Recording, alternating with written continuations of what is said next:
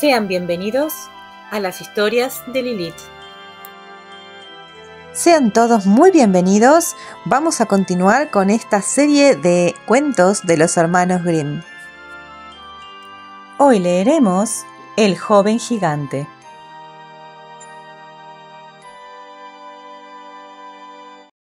Un labrador tenía un hijo tan grande como el dedo pulgar. Nunca crecía y en muchos años su estatura no se aumentó ni en un solo dedo. Un día que iba su padre a trabajar al campo, le dijo el pequeñillo: «Padre, quiero ir contigo». «Venir conmigo», dijo el padre. «Quédate ahí. Fuera de casa no servirías más que para incomodar, y además podrías perderte». Pero el enano echó a llorar, y por tener paz se le metió a su padre en el bolsillo y le llevó consigo. En cuanto llegó a la tierra que iba a arar, le sentó en un surco recién abierto. Estando allí, se apareció un gigante muy grande que venía del otro lado de las montañas. «Mira, el coco», le dijo su padre, que quería meter miedo a su hijo para que fuera más obediente. «Viene a cogerte». Pero el gigante, que había oído esto, llegó en 2 pasos al surco, cogió al enanito y se le llevó sin decir una palabra. El padre, mudo de asombro, no tuvo fuerzas ni aún para dar un grito. Creyó perdido a su hijo y no esperó volverle a ver más. El gigante se lo llevó a su casa y lo crió por sí mismo. El enanito tomó de repente una gran estatura, creció y llegó a ser parecido a un gigante. Al cabo de 2 años, el gigante fue con él al bosque. Para probarle, le dijo: «Cógeme una varilla». El muchacho era ya tan fuerte que arrancó de la tierra un arbolito con raíces, pero el gigante se propuso que creciera todavía más, y llevándoselo consigo, le crió todavía durante otros 2 años. Al cabo de este tiempo, habían aumentado de tal modo sus fuerzas que arrancaba de la tierra un árbol aunque fuera muy viejo. Pero esto no era suficiente para el gigante. Lo crió todavía durante otros 2 años, al cabo de los cuales fue con él al bosque y le dijo: «Cógeme un palo de un tamaño regular». El joven arrancó de la tierra la encina mayor del bosque, que dio un horrible estallido, no siendo este esfuerzo más que un juego para él. «Está bien», dijo el gigante, «ya ha concluido tu educación», y le llevó a la tierra donde le había acogido. Hallábase ocupado en labrar su padre, cuando se acercó a él el joven gigante y le dijo: «Ya estoy aquí, padre mío, hecho todo un hombre». El labrador, asustado, exclamó: «No, tú no eres mi hijo, yo no te quiero, márchate». «Sí, soy yo vuestro hijo, dejadme trabajar en lugar vuestro, yo araré tan bien y mejor que vos». «No, no, tú no eres mi hijo, y tú no sabes arar, márchate».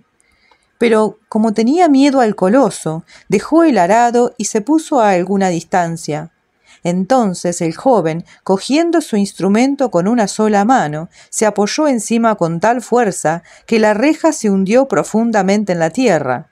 El labrador no pudo dejar de gritarle: «Si quieres arar, no debes profundizar tanto, pues te saldrá muy mal el trabajo». El joven desenganchó entonces los caballos y se enganchó al arado, diciendo a su padre: «Id a casa y decid a mi madre que me prepare una comida abundante. Entretanto, acabaré de arar esa tierra». El labrador fue a su casa y se lo dijo todo a su mujer. En cuanto al joven gigante, aró toda la tierra, que tendría muy bien 2 fanegas, por sí solo, y enseguida la rastrilló arrastrando 2 rastrillos a la vez.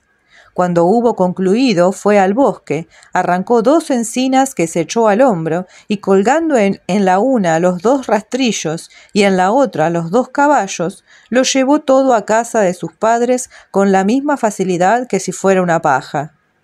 Cuando entró en el patio, su madre, que no le conocía, exclamó: «¿Quién es ese horrible gigante?». «Es nuestro hijo», dijo el labrador. «No», dijo ella, «no es nuestro hijo ha muerto ya. Nosotros no hemos tenido nunca ninguno tan grande. El nuestro era muy pequeñito». Y dirigiéndose a él: «Márchate, le gritó. «¡Nosotros no te queremos!». El joven no le contestó. Llevó los caballos a la cuadra, les dio heno y avena y los cuidó perfectamente. Después, cuando hubo concluido, entró en el cuarto y sentándose en el banco, «Madre», dijo, «tengo hambre. ¿Está pronta la comida?». «Sí», respondió, y puso delante de él 2 platos muy grandes, llenos hasta arriba, y que hubieran bastado para comer ella y su marido durante 8 días. El joven se comió todo. Enseguida preguntó si había algo más.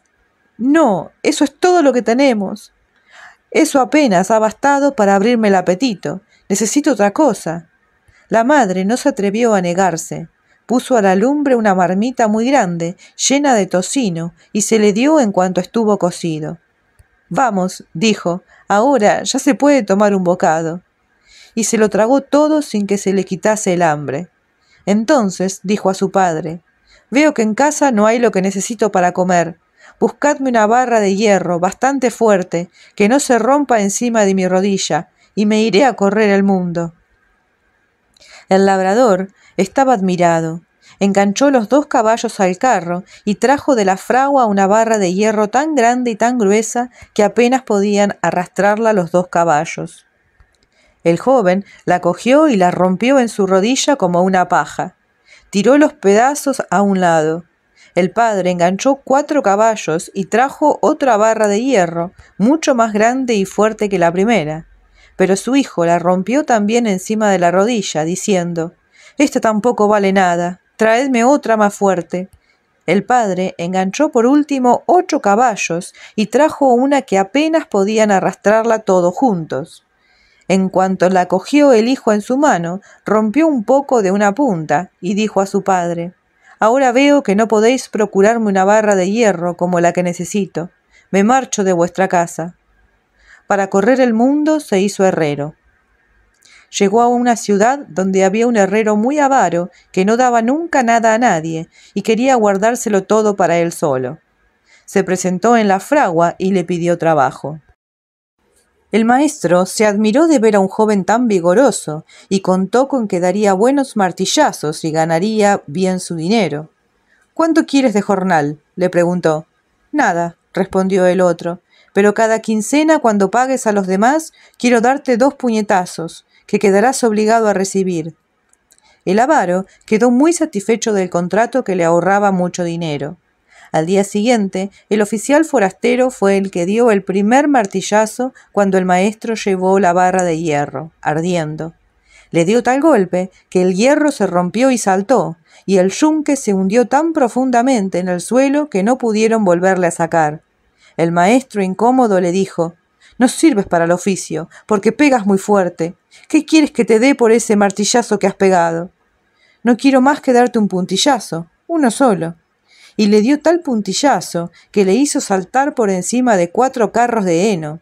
Después buscó la barra de hierro más gruesa que pudo hallar en la fragua y cogiéndola como un bastón continuó su camino. Un poco más lejos llegó a una granja y preguntó a su dueño si necesitaba algún criado. «Sí», le respondió, «necesito uno. Tú me pareces un muchacho muy vigoroso y que sabes tu obligación. Pero, ¿cuánto quieres de salario?». Le respondió que no quería salario, que se contentaba con darle todos los años 3 trompis, que se obligaría a recibir. El extranjero se alegró mucho de ese contrato, porque era también muy avaricioso.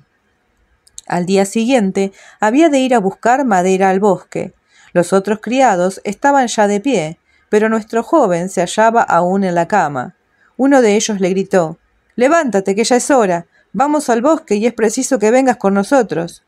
«Id delante», le contestó bruscamente, «yo estaré de vuelta mucho antes que vosotros».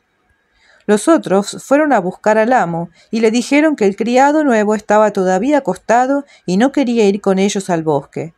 El amo les dijo que fueran a despertarle otra vez y le dieron orden de enganchar los caballos. Pero nuestro hombre les volvió a responder, «Id adelante, que yo estaré de vuelta antes que vosotros». Todavía estuvo acostado 2 horas. Al cabo de este tiempo se levantó y después de haber cogido 2 fanegas de guisantes y hacerse un buen cocido que comió tranquilamente, enganchó los caballos para conducir la carreta al bosque. Para llegar a este sitio había que pasar por un camino que se hallaba en una hondonada. Hizo pasar primero la carreta, después, teniendo los caballos, volvió atrás, cubrió el camino con árboles y malezas, de modo que no era posible pasar. Cuando entró en el bosque, los otros volvían ya con sus carretas cargadas, y les dijo: «Id delante, que yo estaré en casa antes que vosotros». Sin andar más, se contentó con arrancar 2 árboles enormes que echó en su carreta, y después se volvió por el mismo camino. Cuando los halló detenidos y sin poder pasar delante de los árboles que había preparado con aquel objeto, les dijo: «Si os hubierais quedado en casa esta mañana como yo, habríais dormido 1 hora más, y no entraríais esta noche otra hora más tarde». Y como no podían avanzar sus caballos, los desenganchó, los puso encima de la carreta y cogiendo él mismo la lanza en la mano, cargó con todo como si fuera un puñado de plumas. Cuando estuvo al otro lado: «Ved», les dijo, «cómo llego mucho antes que vosotros». Y continuó su camino sin aguardarlos. Al llegar, cogió un árbol en la mano y les enseñó al amo, diciendo: «¿No es este un hermoso tronco?». El amo dijo a su mujer: «Este es un buen criado. Si se levanta más tarde que los demás, también está de regreso antes que ellos». Sirvió al granjero durante 1 año. Cuando éste expiró y recibieron su salario los otros criados, quiso también cobrarse el suyo. Pero el amo, atemorizado por la perspectiva de los golpes que tenía que recibir, le suplicó en el acto se los perdonase, declarándole que prefería ser él mismo su criado y cederle la granja. «No», le respondió, «yo no quiero la granja. Soy criado y quiero continuar siéndolo, pero lo que se ha convenido debe ejecutarse». El granjero le ofreció darle todo lo que quisiera, pero fue en vano, pues respondía siempre no.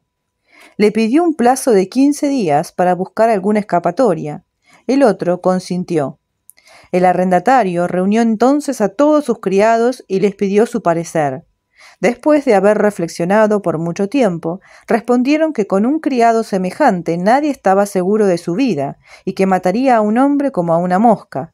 Fueron, pues, de parecer que se le hiciera bajar al pozo, so pretexto de limpiarle, y en cuanto estuviera abajo, echarle encima de la cabeza una porción de piedras de molino que estaban allí cerca, de modo que le matasen en el acto.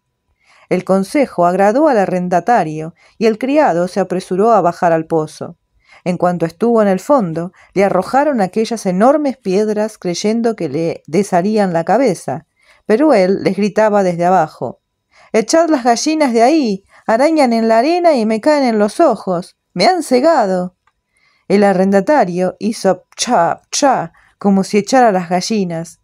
Cuando concluyó y subió el criado: «Mira», le dijo, «qué hermoso collar».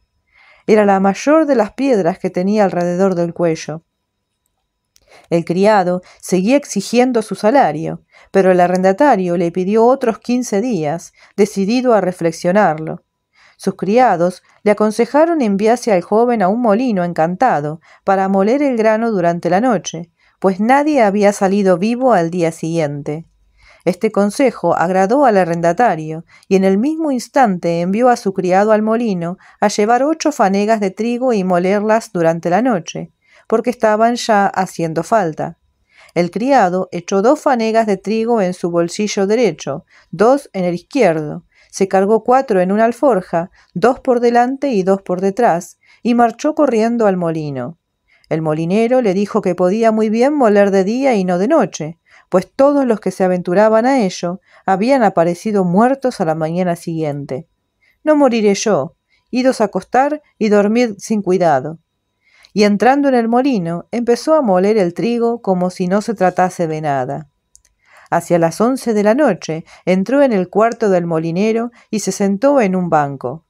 Al cabo de un instante se abrió la puerta por sí misma y vio entrar una mesa muy grande en la que se colocaron por sí solos una multitud de platos y de botellas llenos de las cosas más exquisitas, sin que apareciera nadie para llevarlos. Los taburetes se colocaron también alrededor de la mesa, sin que se presentase nadie.